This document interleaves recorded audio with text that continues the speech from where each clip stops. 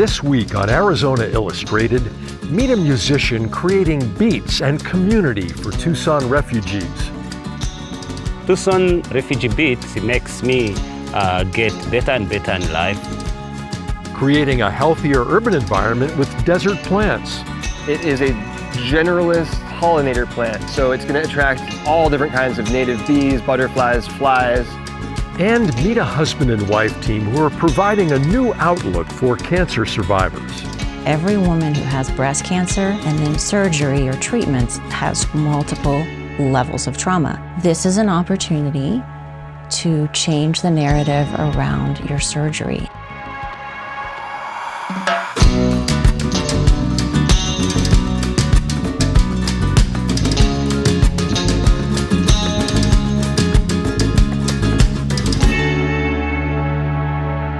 Hello, and welcome to Arizona Illustrated. I'm Tom McNamara. First up, meet Emmanuel. Originally from Rwanda, he now calls Tucson home. And his journey with the Refugee Beats began with something as simple as buying a guitar from Goodwill. And that sparked a vision to create a space for young refugees to find courage, self-confidence, and hope.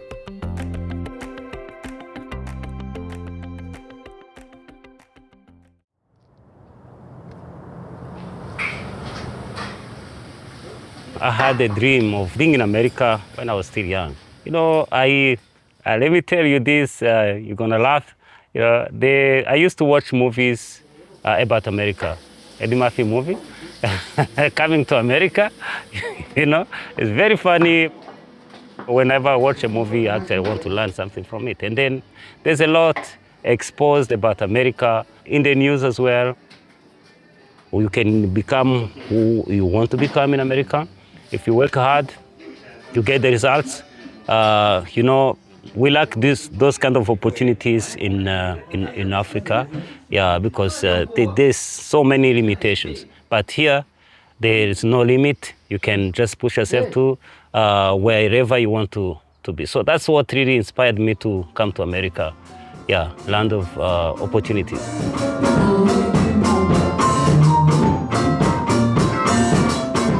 Mimi kwa majina naitwa Andrea Misi.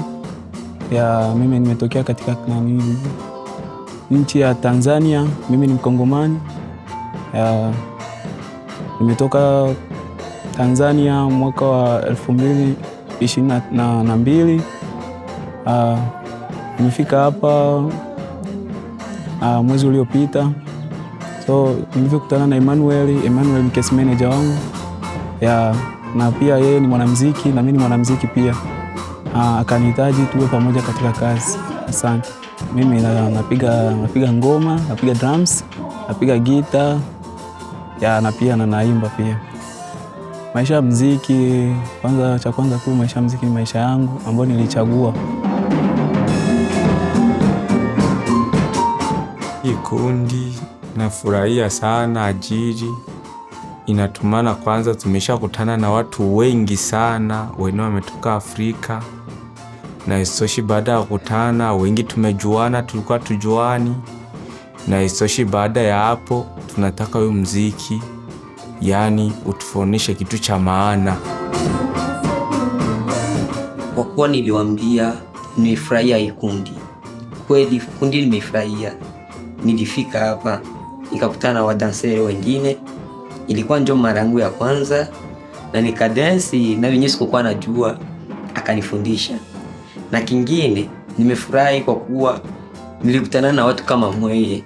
Sikuwa najua kama ndakutana na kana mweye. Na pia kama mshasikia nilikutana na wengine wa Afrika wenzangu pia. Tuliongea vingi, tulisalimiana. Yani ilikuwa kitu cha kushangaza kwangu. Nimeshangaa, sikuwa najua. Nimefurahi sana. Na kingine nazidi kushukuru hii grupe ya Emmanuel.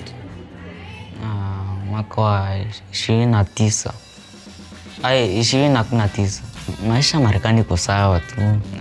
Siku kimoja kinachonivutia ni ndo tukajuana hapo.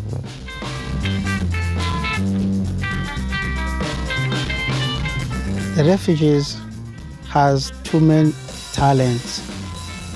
A lot of them, they don't know where they can show their talents, how they can be included in different teams here.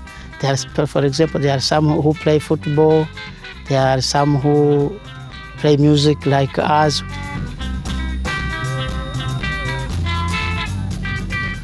When I went to Goodwill one day, I found one old guitar.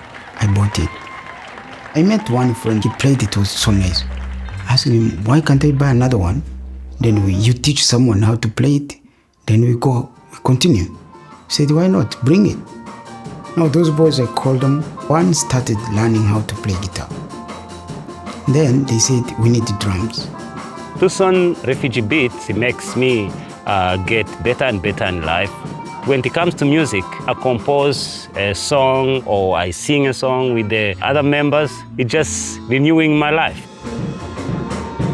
My current role, I'm learning how to play the piano, and I also write poetry and I perform.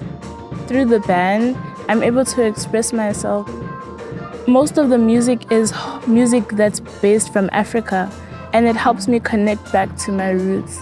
So I don't feel like I'm in a foreign place and I don't know how to touch back to home. When I join the band and when we play music together, it reminds me of home. I really enjoy it.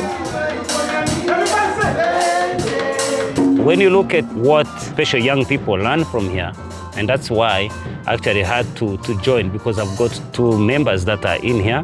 They are my daughter Ineza and my son Daniel. They come and learn to be together, producing, learning music, playing music. So we need to impact these young people to do the best they can in their lives. I started telling them now, you are in high school. You don't have to stop going to school to do music only. I told them, you have to pass exam first, then we go to music. Our album is done. We have 45 songs now. Now we are recording videos.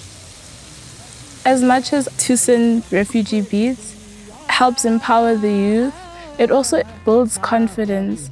Like in instances where we perform and there's a large crowd, some people usually have stage fright and they find it difficult to stand in front of a crowd.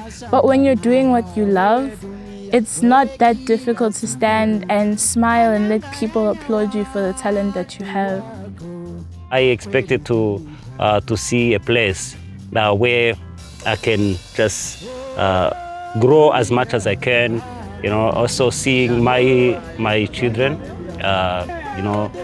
go as far as I want with education, do whatever, excel in life. That's my expectation for America.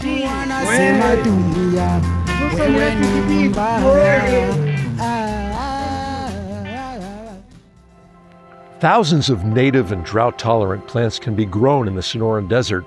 So in our ongoing Desert Plant series, we show you some that horticulturists recommend that can thrive in your landscape and create a healthier urban environment. So now meet the turpentine bush, a tough shrub from our region.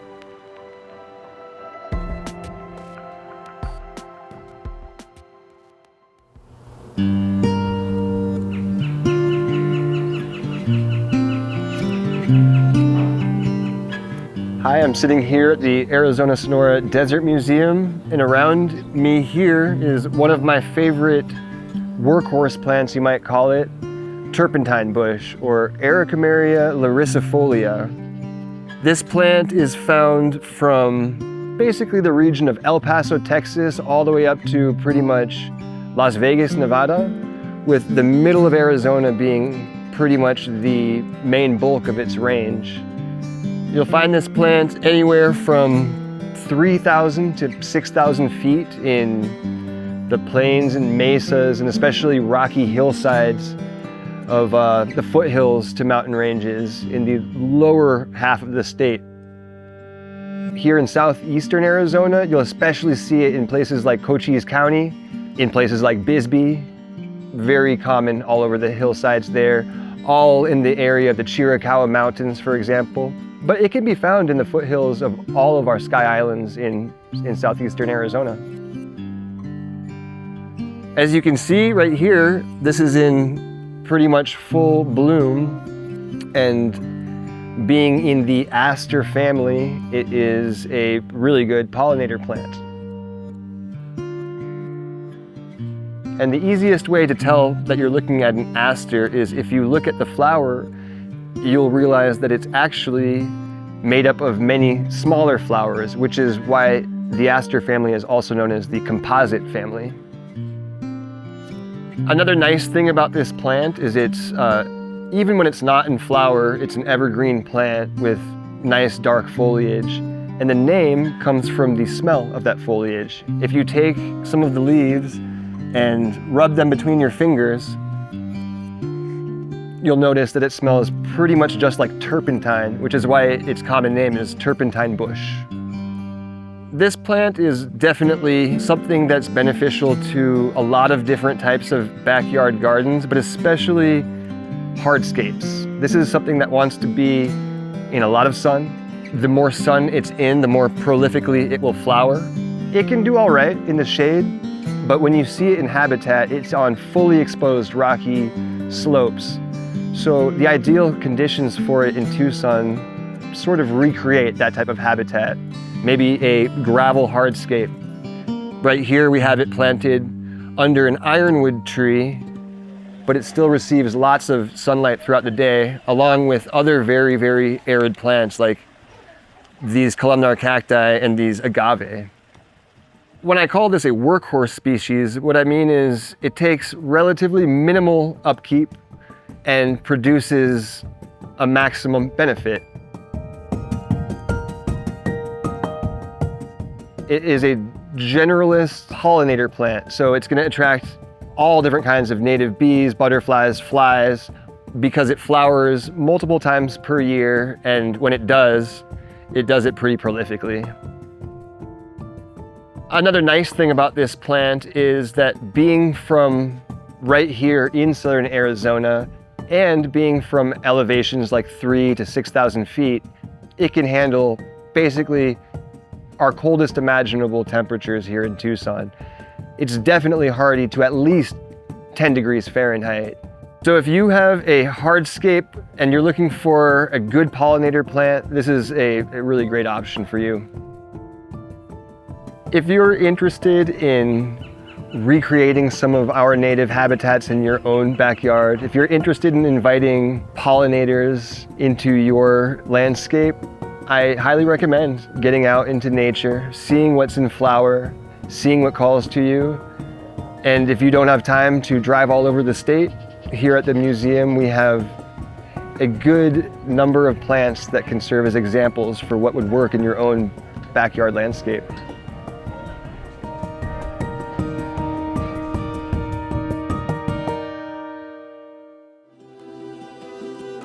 As spring approaches the Sonoran Desert, you might want to start thinking of new things to plant in your yard. To see many more examples of native plants that will thrive in an urban landscape, and some you'll want to avoid. Something that you should get rid of whenever you have the chance. Kill it when you see it. Go to our website, azpm.org/desertplants. We'll keep adding to this site as we cover new plants. A breast cancer diagnosis can be very traumatic on many levels.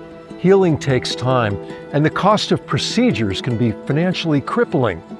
And that's why a husband and wife team of plastic surgeons started a charity where women can get the breast reconstruction they need, and it creates a space for them to connect, support one another, and find strength in their shared experience.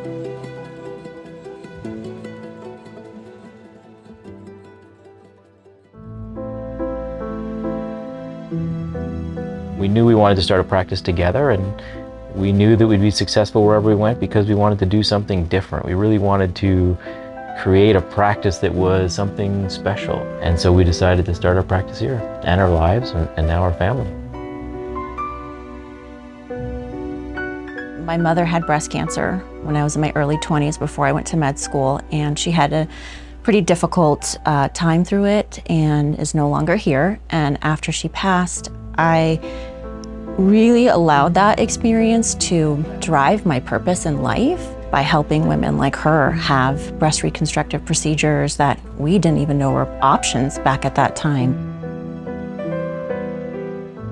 I don't know where they came from, and I don't know why I got to find them, but they saved everything. I didn't realize going into it how much recovery heals your soul.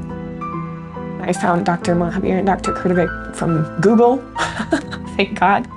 Mimi, Courtney, how do you explain it? They just have this complete understanding, just from a very deep soul level. Yeah. They really, truly care about you as a human being. What they do is so amazing, and to have that opportunity for anybody who is able to and who needs it, regardless of their situation. Hi, welcome in. We'll get you all checked in. Can I get your water? Through our experience, my mom did not receive really good care, kind of rude awakening to the reality of our healthcare system. Fortunately, ended up in the position where I met Dr. Mahabir, and with both of our skills, we create safety for our patients. For them to be able to move from their cancer and their reconstructive experience so that they can actually heal.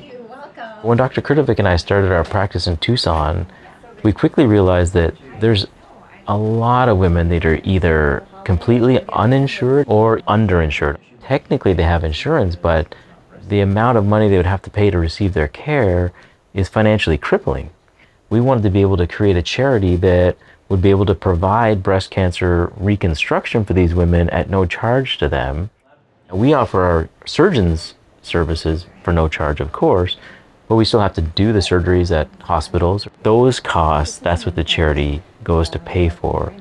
We named our charity Reblossom because it symbolizes the shifts and changes we see in our patients, where they feel positive and more healed. And the second aim of our charity was also to serve as a sense of community for women who've had breast reconstruction and provide education, the chance to bond and create friendships and move beyond their cancer.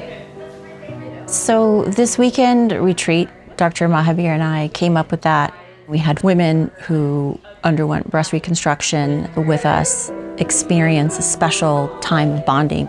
I felt like these women didn't really see themselves as feeling beautiful and whole again, even though they've had their treatments. It felt like part of them was missing. And so how could we bring that element for them to see themselves as a woman again? And so photography was kind of a natural way to do that. We came across Carolyn King. Just be in touch with your body. It's not about being a professional model. The idea was that they would all get their own photo boudoir photography experience. We also collaborated with Lola Torch, who owns High Tiger. She creates custom lingerie to help them feel alive again and good in their body after going through all that. And we called it Body Stories Redefined. I feel like it's very easy to be very self-conscious. Yeah, you literally just forget that I'm here. It seemed like a really natural fit to have me involved in the project because I have this particular kind of storytelling angle. I think that intimate portraiture and boudoir, when you do it right, can be really therapeutic and really ends up having this very healing effect on people's relationships with their bodies. So I sort of feel like a photographer and a therapist at the same time. Let's just kind of relax a little bit. Gorgeous. The process started with me having an individual conversation with each of the women. I tried to get a sense of both what they went through in their medical experience, what their relationship with their body was like before this, and how it changed throughout the experience. It was pretty enlightening to get a sense of the really truly holistic transformation that they've all been through. And one of the sort of themes that came out in my conversations with them, a lot of them had pretty traumatic experiences in the healthcare system and with their medical treatment itself. Sylvia was insistent. They want it to be custom. They want the people to feel special and comfortable in their bodies.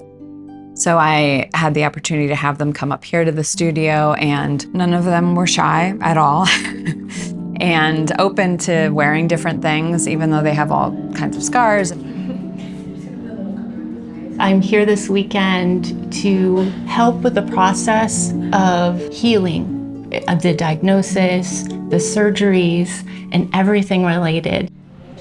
As we are all sharing our photos and our journeys, that probably has been the most healing for me. By how much we've been through, we kind of like...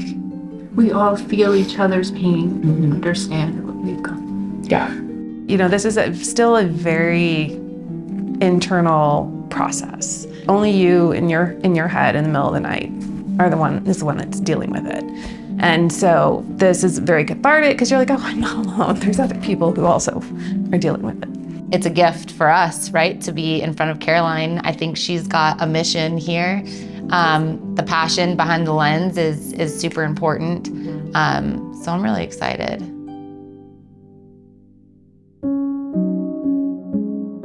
Every woman who has breast cancer and then surgery or treatments has multiple levels of trauma. And so I always like to tell them, this is an opportunity to change the narrative around your surgery and release a lot of that. I don't want to die. Those were the first words out of my mouth when I hung up the phone and sobbed into my husband's arms. I had to tell my children what was going on, and literally nothing else mattered. Everything just stopped because all you have to do is you have to fight for your life. I've changed so much since then. It made me take stock of what is important, who do I want to be, how do I want to show up in the world, how do I want to be a mom for my kids or a partner for the love of my life. Life is even fuller now. It really opens your eyes to what you can do. It just wakes you up. I am so blessed to have found Dr. Mahabir. He saved my life. And not because he removed my cancer, but because he put my life back together. Depression after surgeries, PTSD after surgeries. So much of your body changes and everyone thinks it's plastic surgery. And I'm like, I don't think that you understand what's happening here.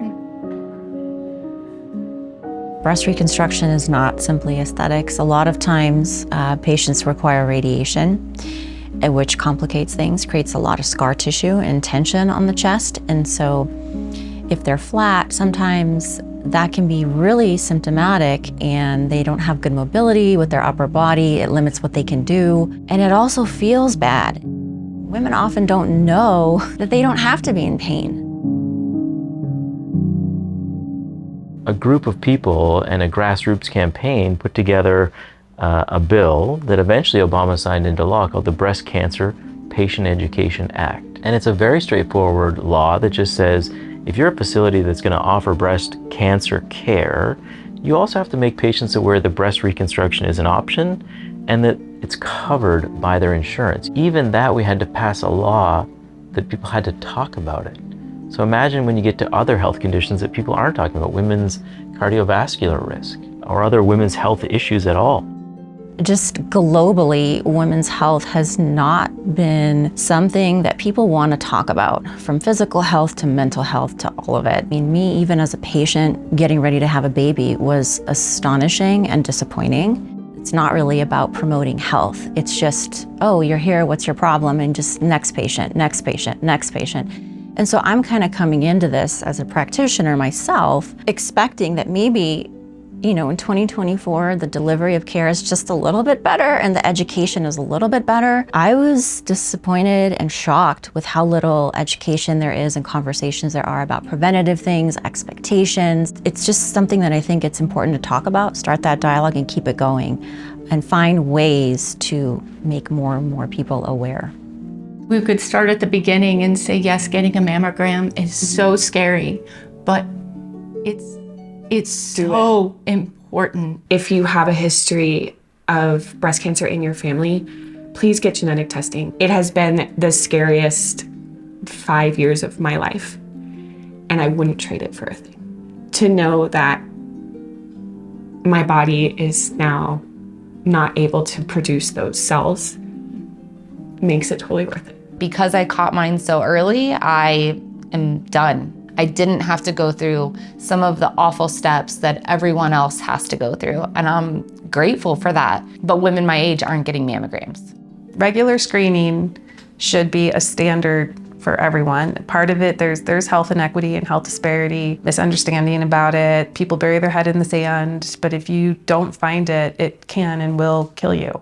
Giving people all the information ahead of time so that they can make informed decisions. And I don't think that happens as much as it should for various reasons. And I think having this foundation is just to get the word out that there are options. There's people here, whether you choose it or not, that's not the point, but to have the information to make informed decisions.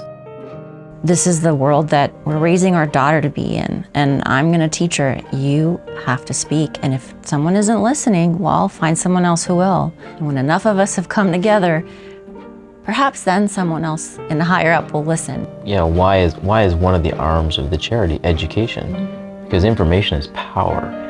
Yeah, we have a daughter and we want the world to be better for her when she gets out to experience it. So we're trying.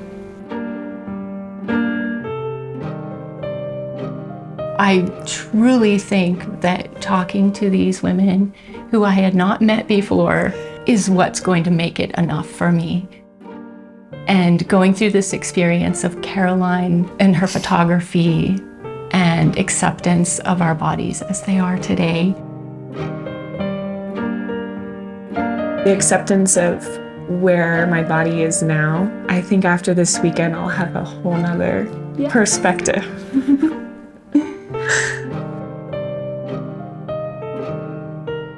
Well, there's no describing it until you go through it. And you talk to other people and you go, oh my God, you know what it's like. You know what it's like.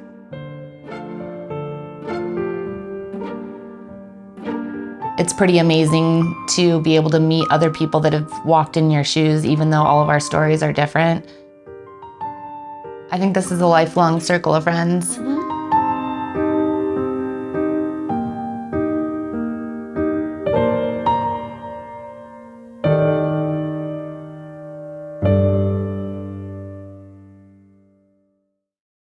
Like what you're seeing on Arizona Illustrated? Then connect with us on social media for even more Arizona Illustrated. Follow and subscribe to Arizona Illustrated on Facebook, Instagram, and X. Thank you for joining us here on Arizona Illustrated. I'm Tom McNamara. We'll see you again next week.